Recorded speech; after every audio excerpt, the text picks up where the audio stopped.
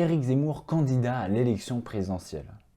C'est une idée qui paraissait complètement farfelue il y a encore quelques mois, et pourtant, s'il confirme sa candidature dans les prochaines semaines, Éric Zemmour pourrait bien figurer au second tour de l'élection présidentielle en avril 2022. Alors comment en est-on arrivé là et qu'est-ce que ça révèle de l'état de notre démocratie?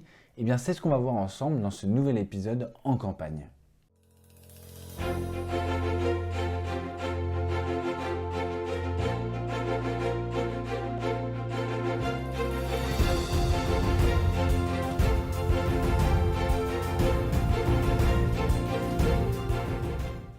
L'élection d'Emmanuel Macron face à Marine Le Pen en 2017 a laissé un champ de politique largement en ruine.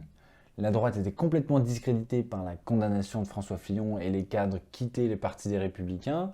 Le Parti Socialiste avait fait à peine 6% à l'élection présidentielle. Les écologistes, quant à eux, n'avaient même pas présenté de candidature. Et Jean-Luc Mélenchon enchaînait les bourdes et échouait à s'imposer comme l'opposant principal à Emmanuel Macron.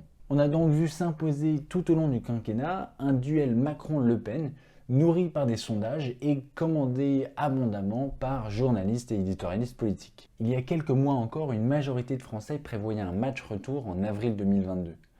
Et même si une majorité de Français se déclarait mécontents de cette perspective, il semblait bien qu'aucune alternative semblait se dessiner pour 2022. Et tout d'un coup, tout ce scénario s'est effondré.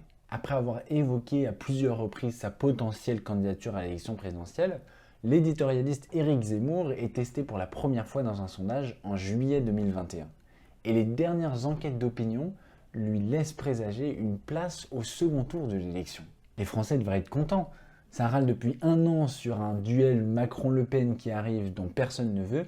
Et enfin, un outsider, même pas un homme politique, arrive pour chambouler tout ça. Et pourtant, quand on leur pose la question, eh bien les Français ne sont toujours pas contents et il s'avère qu'Éric Zemmour est même la personnalité la plus détestée des Français. Mais comment la personnalité la plus détestée des Français pourrait arriver au second tour de l'élection présidentielle et imposer son agenda à tous les autres candidats?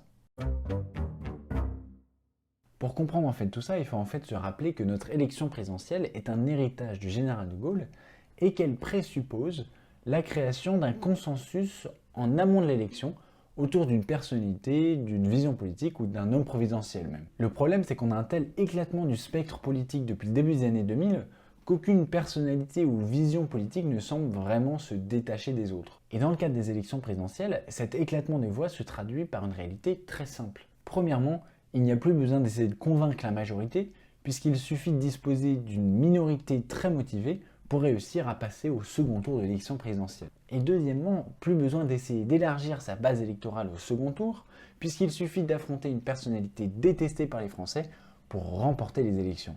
Et la conséquence de tout ça, c'est qu'à chaque élection présidentielle, au soir du premier tour, la majorité a déjà perdu.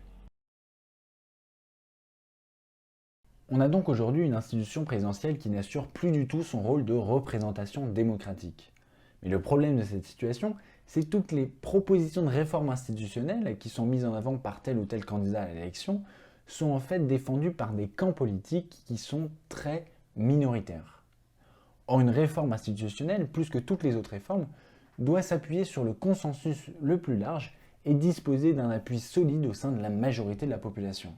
Alors si l'élection présidentielle ne permet plus l'expression de la majorité, il serait peut-être temps de faire appel à un nouvel outil capable de transformer l'éclatement du spectre politique actuel en une proposition de réforme consensuelle. Et cet outil, il existe et on va même essayer de profiter des prochaines élections présidentielles pour le mettre en avant. Cet outil, il a déjà été utilisé plusieurs fois dans l'histoire de France, il est utilisé actuellement au Chili. Cet outil, c'est une assemblée constituante.